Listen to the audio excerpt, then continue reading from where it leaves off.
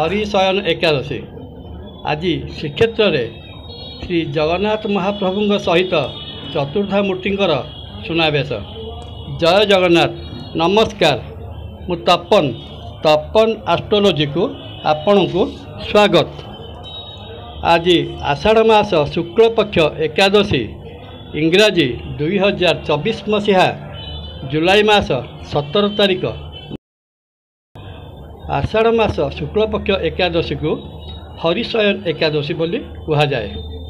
एमिति तो प्रत्येक एकादशी महात्म्य अच्छी, किंतु ये हरिशयन एकादशी महात्म्य है आज संसार पालनकर्ता श्रीहरि विष्णुकर 4 मास योग निद्रा। श्रीहरि विष्णु आज 4 मास योग निद्रा को चलीजे।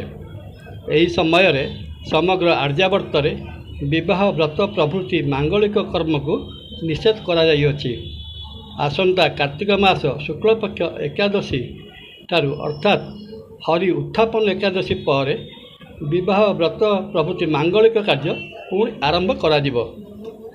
मोट उपरे कहिबाकू गले एही 4 मास चातुर्मास्या काल बा वर्षा कालर समय होइतिबारु एही समय रवि चंद्र प्रभृति खगोलीय पिंड बलहीन रही थांती। ता संग को पुणी आमर कृषि प्रधान देश भारत वर्ष में चाष कार्य चालू रही था तो जीवा आसवा गमनागमन बड़ कष्टकर हो पड़ी था। प्राकृतिक विपर्यय लगी रही था। एणु प्रकृति को सम्मान जनाई आमर पूर्व सूरी मुनि ऋषिगण चातुर्मास्यार यही 4 मास समय को शुभकार्य वर्जित काल बोली घोषणा करिसेंती।